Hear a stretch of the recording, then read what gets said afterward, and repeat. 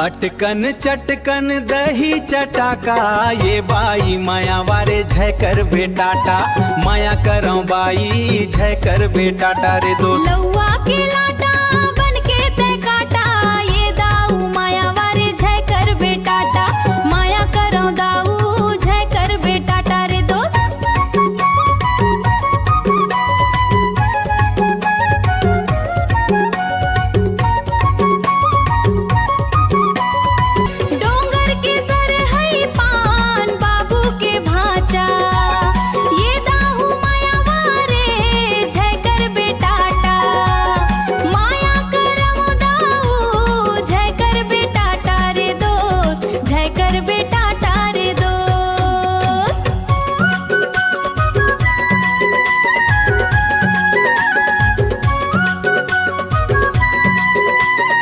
डोंगर माया गी लगे लकरिन मायारा ये बाही माया वारे झय कर बेटाटा लौवा के लाटा बन के ते काटा ये दाऊ माया वारे झय कर बेटाटा।